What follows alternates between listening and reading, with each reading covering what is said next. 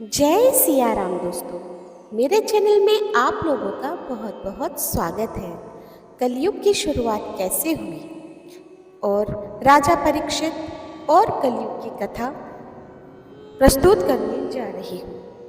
परीक्षित जी महाराज अर्जुन के पौत्र और वीर अभिमन्यु के पुत्र हैं। पांडवों के स्वर्ग जाने के पश्चात राजा परीक्षित ऋषि मुनियों के आदेश के अनुसार धर्मपूर्वक शासन करने लगे। उनके जन्म के समय ज्योतिषियों ने जिन गुणों का वर्णन किया था वे समस्त गुण उनमें विद्यमान थे। उनका विवाह राजा उत्तर की कन्या इरावती से हुआ। उससे उन्हें जन्मेजय आदि 4 पुत्र प्राप्त हुए। इस प्रकार वे समस्त ऐश्वर्य भोग रहे थे। आचार्य कृप को गुरु बनाकर उन्होंने जाह्नवी के तट पर 3 अश्वमेध यज्ञ किए। उन यज्ञों में अनंत धनराशि ब्राह्मणों को दान में दी गई और दिग्विजय हेतु निकल गए। दिग्विजय करते हुए परीक्षित सरस्वती नदी के तट पर पहुंचे। वहां पर राजा ने एक बैल और एक गऊ को पुरुष भाषा में बात करते हुए सुना। वो बैल केवल एक पैर पर खड़ा था, जबकि गाय की दशा जीर्ण शीर्ण थी और आंखों से आंसू आ रहे थे। ये बैल साक्षात धर्म है और गऊ माता धरती माता है। बैल केवल एक पांव पर खड़ा है जो सत्य है। बैल के 3 पांव नहीं है, दया, तप और पवित्रता। बैल केवल एक पांव पर खड़ा है। कलयुग में ना दया होगी, ना तप होगा और ना ही पवित्रता होगी, केवल सत्य होगा। बैल गाय से पूछता है कि हे देवी पृथ्वी, तुम्हारा मुख मलिन क्यों हो रहा है? किस बात की तुम्हें चिंता है? कहीं तुम मेरी चिंता तो नहीं कर रही हो कि अब मेरा केवल एक पैर ही रह गया है, या फिर तुम्हें इस बात की चिंता है कि अब तुम पर शूद्र राज्य करेंगे?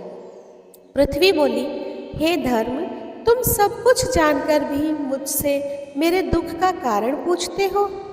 सत्य, पवित्रता, क्षमा, दया, संतोष, त्याग, शम, दम, तप, सरलता, क्षमता, शास्त्र विचार, उपरति, तितिक्षा, ज्ञान, वैराग्य, शौर्य, तेज, ऐश्वर्य, बल, स्मृति, कांति, कौशल, स्वतंत्रता, निर्भीकता, कोमलता, धैर्य, साहस, शील, विनय, सौभाग्य, उत्साह, गंभीरता, कीर्ति, अस्तिकता, स्थिरता, गौरव, अहंकारहीनता आदि गुणों से युक्त भगवान श्री कृष्ण के अपने धाम चले जाना के कारण मुझे पर घोर कलयुग गया है। मुझे तुम्हारे साथ ही साथ देव, पितृगण, ऋषि, साधु, सन्यासी आदि सभी के लिए महान शोक है। भगवान श्री कृष्ण के जिन चरणों की सेवा लक्ष्मी जी करती हैं, उनमें कमल, वज्र, अंकुश, ध्वजा आदि के चिन्ह विराजमान हैं और वे ही चरण मुझ पर पड़ते थे, जिससे कि मैं सौभाग्यवती थी। अब मेरा सौभाग्य समाप्त हो गया है। जब धर्म और पृथ्वी आपस में बात कर रहे थे, तभी एक काला काला व्यक्ति आया और गऊ को लात मारी, बैल को डंडे से मारा। महाराज परीक्षित अपने धनुष बाण को चढ़ाकर मेघ के समान गंभीर वाणी में ललकारे, अरे दुष्ट पापी नराधम, तू कौन है? इन निरीह गाय तथा बैल को क्यों सता रहा है? तू महान अपराधी है। तेरे अपराध का उचित दंड तेरा वध ही है। मैं तुझे जीवित नहीं छोड़ूंगा। इतना कहकर राजा परीक्षित ने उस पापी को मारने के लिए अपनी तीक्ष्ण धार वाली तलवार निकाली। वो व्यक्ति डर गया और परीक्षित जी महाराज के चरणों में गिर गया और क्षमा मांगने लगा। वो बोला कि मैं कलयुग हूँ। श्री कृष्ण के जाने के बाद अब द्वापर युग खत्म हो गया है और कलयुग का आगमन हो गया है। अब मेरा राज चलेगा। राजा परीक्षित जी बोले कि अधर्म, पाप, झूठ, चोरी, कपट, दरिद्रता आदि अनेक उपद्रवों का मूल कारण केवल तू ही है। अतः तू मेरे राज्य से तुरंत निकल जा और लौटकर फिर कभी मत आना। इस पर कलयुग बोला कि मैं कहाँ जाऊँ? जहाँ तक सूर्य और चंद्रमा का प्रकाश है, मुझे आप धनुष बाण लिए दिखाई देते हो। अब मुझ पर दया करके मेरे लिए कोई तो स्थान बताइए। परीक्षित जी बोले कि आपके अंदर केवल और केवल अवगुण है। अगर एक भी गुण तेरे अंदर है तो बता, मैं फिर तुझे कोई स्थान अवश्य दूंगा। इस पर कलयुग थोड़ा खुश हुआ और बोला, हे महात्मन, आप बड़े दयालु हैं। माना कि मेरे अंदर अवगुण ही अवगुण है, लेकिन एक सबसे बड़ा गुण है। कलयुग में केवल भगवान नाम, हरि नाम से ही मुक्ति संभव है। भगवान को पाने के लिए कोई लंबे चौड़े यज्ञ, हवन, पूजा और विधि विधान की जरूरत नहीं पड़ेगी। मानो रामचरितमानस की यह चौपाई यहाँ सार्थक हो रही है। कलयुग केवल नाम अधारा, सुमिर सुमिर नर उतर ही पारा। कलयुग इस तरह कहने पर राजा परीक्षित सोच में पड़ गए। फिर विचार करके उन्होंने कहा कि हे कलयुग, द्यूत यानी कि जुआ खाना, मद्यपान यानी कि मदिरालय, पर स्त्री गमन और हिंसा, इन 4 स्थानों में असत्य, मद, काम और क्रोध का निवास होता है। इन 4 स्थानों में निवास करने की मैं तुझे छूट देता हूँ। यदि व्यक्ति अपना भला चाहे तो इन चारों से दूर रहना चाहिए। कलयुग ने राजा का बहुत धन्यवाद किया और बोला, हे राजन, आपने चारों स्थान अपनी मर्जी से दिए हैं। एक स्थान में भी आपसे मांगता हूँ, आप देने की कृपा करें। कृपा करके मुझे स्वर्ण यानी कि सोने में भी स्थान दे दें। तब परीक्षित जी महाराज ने उसे सोने में भी स्थान दे दिया।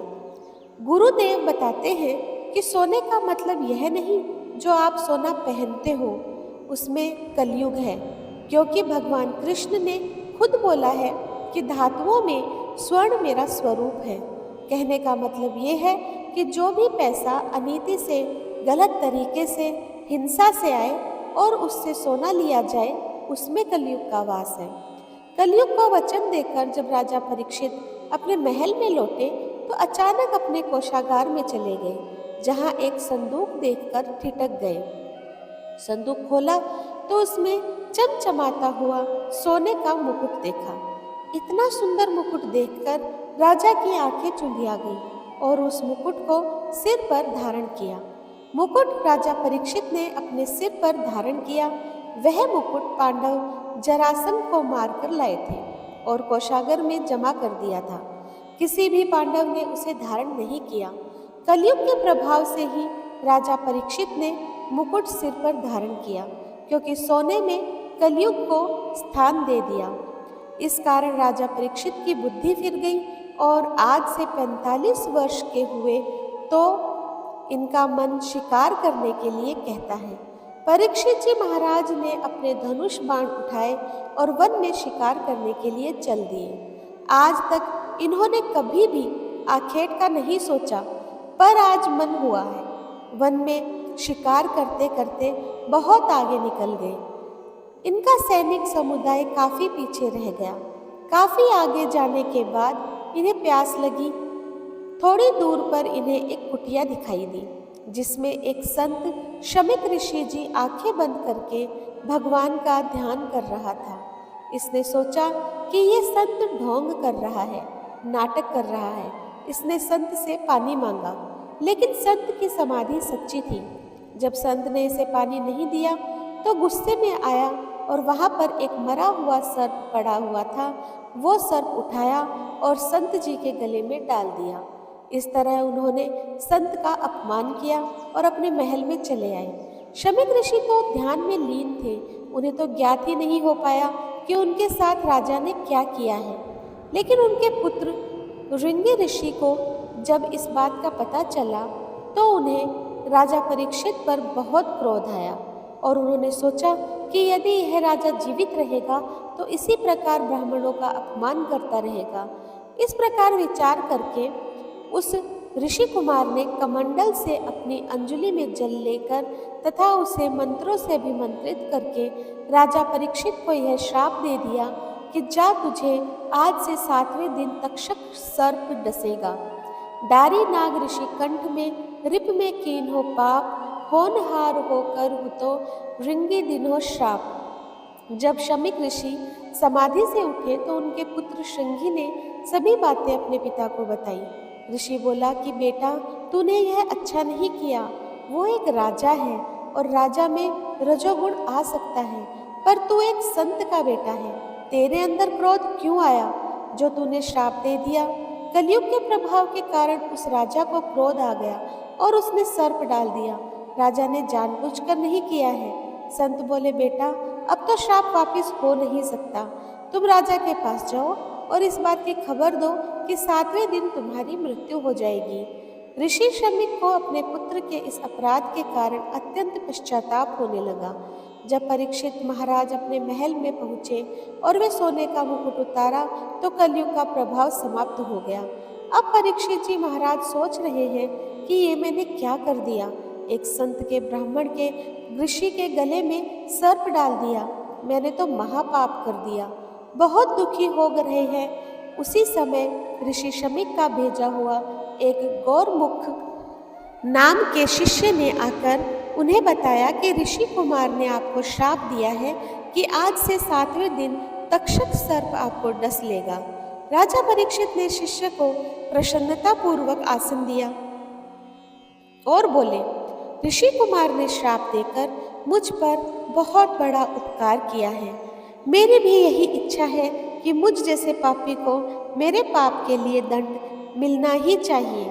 आप ऋषि कुमार को मेरा यह संदेश अवश्य पहुंचा दीजिए कि मैं उनके इस कृपा के लिए उनका अनंत आभारी हूँ।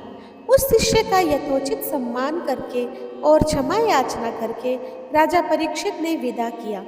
अब परीक्षित जी महाराज ने तुरंत अपने पुत्रों जन्मेजय आदि को बुलाया और राजकाज का भार उनको सौंप दिया और खुद सब कुछ छोड़कर केवल एक लंगोटी में निकल गए और संकल्प ले लिया कि अब ये जीवन भगवान की भक्ति में ही बीतेगा। अब तक मैंने भगवान को याद नहीं किया, लेकिन अब और इस संसार में नहीं रहना है। वैराग्य हो गया है। परीक्षित जी महाराज गंगा नदी के तट पर पहुँचते हैं, जहाँ पर अत्रि, वशिष्ठ, च्यवन, अरिष्टनेमि, शारद्वान, पाराशर, अंगिरा, भृगु, परशुराम, विश्वामित्र, इंद्रमद, उतत्य, मेधातिथि, देवल, मैत्रेय, पिप्पलाद, गौतम, भारद्वाज, और्व, कंडव, अगस्त्य, नारद, वेदव्यास आदि ऋषि, महर्षि और देवर्षि अपने अपने शिष्यों के साथ पहले से ही बैठे हैं। राजा परीक्षित ने उन सभी का यथोचित समयानुकूल सत्कार करके उन्हें आसन दिया, उनके चरणों की वंदना की और कहा, यह मेरा परम सौभाग्य है कि आप जैसे देवता तुल्य ऋषियों के दर्शन प्राप्त हुए। मैंने सत्ता के मद में चूर होकर परम तेजस्वी ब्राह्मण के प्रति अपराध किया है, फिर भी आप लोगों ने मुझे दर्शन देने के लिए यहाँ तक आने का कष्ट किया। यह आप लोगों की महानता है। मेरी इच्छा है कि मैं अपने जीवन के शेष 7 दिनों का सदुपयोग ज्ञान प्राप्ति और भगवत भक्ति में करूं। अतः आप सब लोगों से मेरा निवेदन है कि आप लोग वह सुगम मार्ग बताइए जिस पर चलकर मैं भगवान को प्राप्त कर सकूं। परीक्षित जी महाराज पूछते हैं कि जिसकी मृत्यु निकट है, ऐसे जीव को क्या करना चाहिए। उसी समय वहाँ पर व्यास ऋषि के पुत्र जन्म मृत्यु से रहित परम ज्ञानी श्री सुखदेव जी पधारे। समस्त ऋषियों सहित राजा परीक्षित उनके सम्मान में बैठकर खड़े हो गए और उन्हें प्रणाम किया। उसके बाद अर्घ्य, पाद्य तथा माला आदि से सूर्य के समान प्रकाशमान श्री सुखदेव जी की पूजा की और बैठने के लिए उच्चासन प्रदान किया। उनके बैठने के बाद अन्य ऋषि भी अपने अपने आसन पर बैठ गए। सभी के आसन ग्रहण करने के पश्चात राजा परीक्षित ने मधुर वाणी में कहा, हे ब्रह्मरूप योगेश्वर, हे महाभाग, भगवान नारायण के सम्मुख आने से जिस प्रकार दैत्य भाग जाते हैं, उसी प्रकार आपके पधारने से महान पाप भी अविलंब भाग खड़े होते हैं। आप जैसे योगेश्वर के दर्शन अत्यंत दुर्लभ है, पर आपने स्वयं मेरी मृत्यु के समय पधार कर मुझ पापी को दर्शन देकर मुझे मेरे संपूर्ण पापों से मुक्त कर दिया है। आप योगियों के भी गुरु हैं, आपने परम सिद्धि प्राप्त की है, अतः कृपा करके यह बताइए कि मरणासन प्राणी के लिए क्या कर्तव्य है। उसे किस कथा का श्रवण, किस देवता का जप, अनुष्ठान, स्मरण तथा भजन करना चाहिए और किन किन बातों का त्याग कर देना चाहिए। गुरुदेव कहते हैं कि ये प्रश्न केवल परीक्षित का नहीं है, प्रत्येक जीव का है, क्योंकि हम सब मृत्यु के निकट हैं। हमारी मृत्यु कभी भी हो सकती है। राजा को तो 7 दिन का समय भी मिल गया, लेकिन हमें तो ये भी नहीं पता कि हम किस दिन मरेंगे। तो जवाब में गुरुदेव कहते हैं, जीवन के 7 ही दिन है भैया, सोमवार से लेकर रविवार तक, और इन्हीं 7 दिनों में एक दिन हमारा दिन भी निश्चित है। इसलिए प्रत्येक दिन भगवान का स्मरण, कीर्तन और भजन करो। इस प्रकार सुखदेव जी महाराज ने परीक्षित को श्रीमद् भागवत कथा का रसपान करवाया और उन्हें मुक्ति मिली है, भगवान का लोक मिला है। तो दोस्तों, आज की यह कहानी आपको कैसी लगी मुझे कमेंट बॉक्स में ज़रूर बताइएगा, और ज़्यादा से ज़्यादा मेरे चैनल को लाइक, शेयर और सब्सक्राइब कीजिए। धन्यवाद।